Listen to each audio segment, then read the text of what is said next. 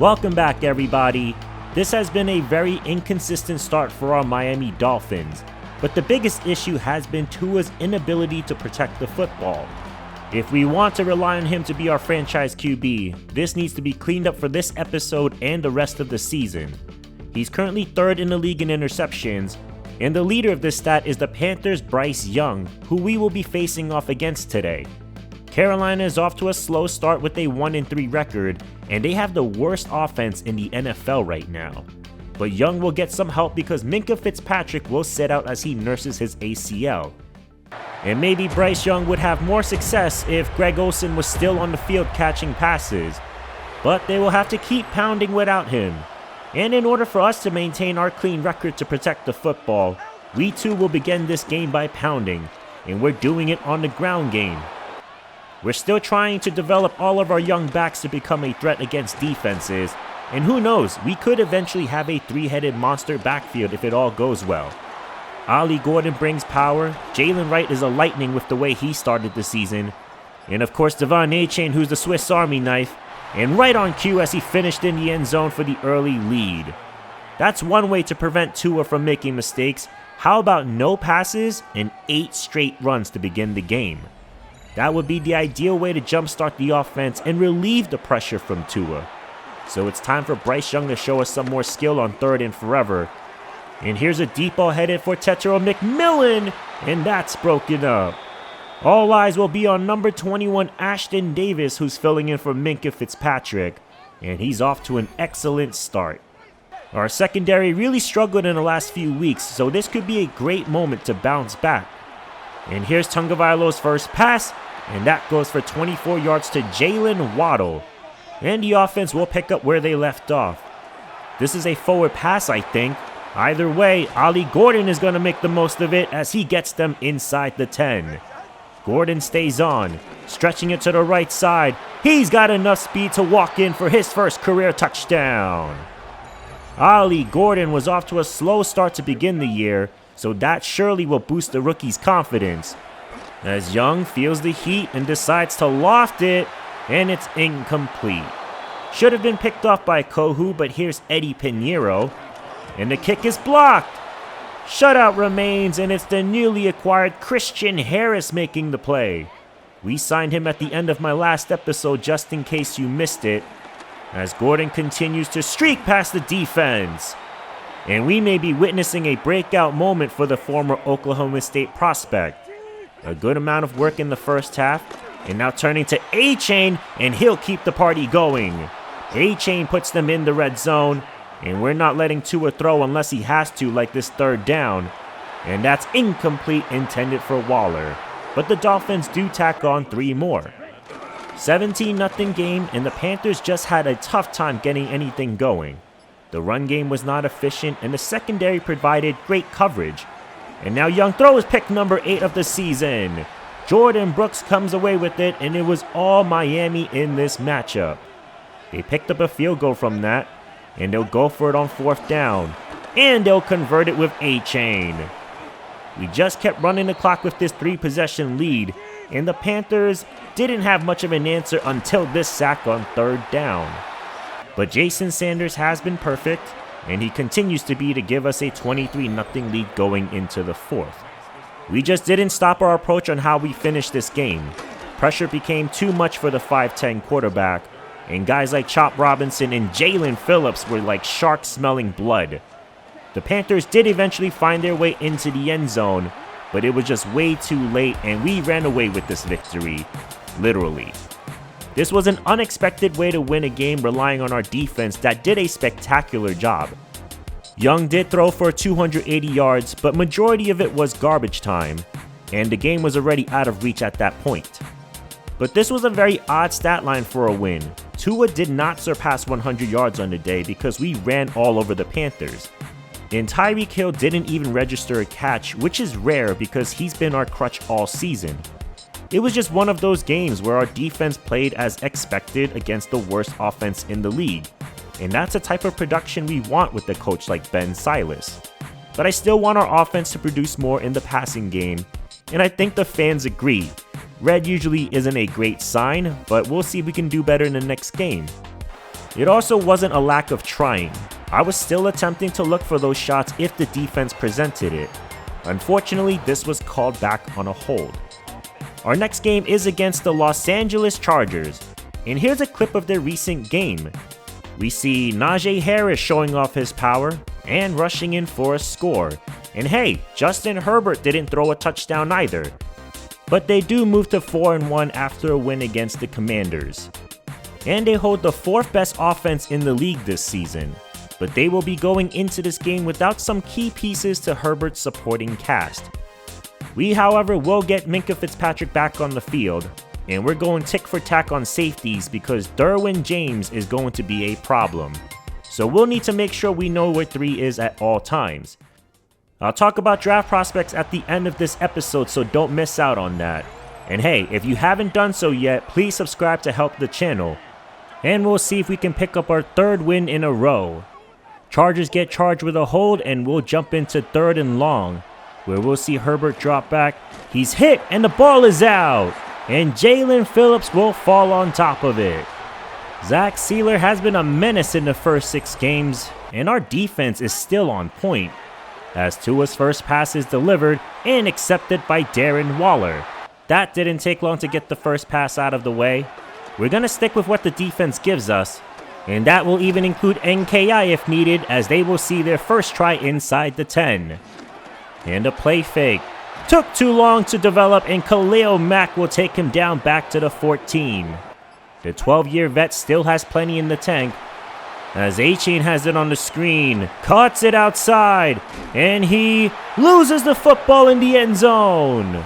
Recovered by Los Angeles, and A-Chain now coughs it up for the 2nd time this season. But as you can see, he clearly never broke the plane, and that is as clear as day. As Herbert is taken down again by Sealer. What a start. This defense has certainly flipped the switch in this episode. And now the ball is intercepted. Taken in by Cam Smith. And Zach Sealer must be in Herbert's head because he rushes his throw right into the arms of the DB. Great awareness by Cam Smith, who we want to be our permanent slot one day. As Tua has nowhere to go with the ball, and he's gonna eat another. Larry Ogunjobi forces the loss of yards, and not much you can do on 3rd and long. Except throw deep for Waddle, but he put too much on it. So the first points belong to Miami after a field goal. And we've seen 3 turnovers on the first 3 possessions. Our next drive, however, was not the one we like to remember, because this is the adversity our team will need to face going forward. We cannot protect Tagovailoa at all, and eventually it's going to hurt us. And it's the first time we've called this name. Omarion Hampton picks up a short gain. 1st-round rookie out of North Carolina. But this time he couldn't hang on to Herbert's pass. And here's Cameron Dicker. Dicker, the kicker, will tie it up. Interesting start to this game. It was very defense heavy for the 2 dynamic offenses, as the pass is complete, but oh boy, this is not the sight we want to see. Tagovailoa is grabbing at that right ankle in agony, and whenever Zach Wilson is on the field, it's usually not a good sign. He does complete this to Jalen Wright though, and another injury. What's going on? Did our trainer Gary Irwin take the week off? Level 33 trainer, and we're still taking shots everywhere. But at least we've got the lead. As Herbert delivers his best ball of the day. Tyler Conklin with the big play. Of course, whenever these 2 quarterbacks face off, you can't help but think about that 2020 draft class. As Darius Davis has room. And downed at the 2. With no McConkey or Harris, you'd wonder who Herbert would go to. And there's a touchdown. Oronde Gadsden, the rookie out of Syracuse. Apparently he held the ball long enough to be considered a catch. I don't know about that, but it's not going to be overturned and we'll have to deal with it. As Wilson scans the field, and the toss to the right side is caught by Tyreek Hill. Look at that, we can throw him the ball. Could you imagine if you played fantasy and he couldn't get a single catch against Carolina? As Wilson takes a shot to Waddle, and he couldn't hang on. That'll be counted as a drop as much as he would have loved a PI call there, as Ryan Stonehouse couldn't get the kick off. We've seen 2 block kicks in this episode and different variations of it as well. The Chargers added 3 to make it a touchdown lead. And here's Omarion Hampton. Good blocks, 1 man to beat, and he is still going. Omarion Hampton inside the 20 and is gonna take this to the house. We get a taste of our own medicine as the Chargers rip a 65-yard run. But we don't often see Minkah get thrown like this. Omarion Hampton may be that good, or Minkah is hyper aware of his recent injury. Speaking of, Tua is back on the field. He gets obliterated in the backfield again. Wear and tear is really taking a massive hit, and the Chargers have not stopped applying more pressure. There was going to be a point where our offensive line was going to be exposed, and we knew this wasn't going to last. And now the pass is intercepted. There is pick number 6 for Tagovailoa. Diane Henley with the takeaway, and it's like vitamins for Tua. He averages 1 a day. As Najee Harris powers through the defense, there's a resemblance here of what we saw against the Commanders during the recap. As Herbert will step up, and he's gonna run as well, sliding inside the 10. Not sure how our defense allowed that, but we did get them to 3rd and goal. And the pass is knocked away. Nice play by Dante Trader, but the Chargers now take a commanding 17-point lead. I appreciate the heart that Tua showed this game. I attempted to let him stay on the bench, but he insisted to continue to play. And honestly, he didn't play all that bad. He was still fairly accurate. But the story today is not giving him enough time. And this offensive line was a huge disappointment. We didn't get the touchdown, but we did manage to make this a 2-score game. It all comes down to the defense, and Herbert's going for the dagger, and Johnston comes down with that. Come on, Kader Kohu. Chargers tagged 6 more points, and it was wishful thinking we could get a late touchdown.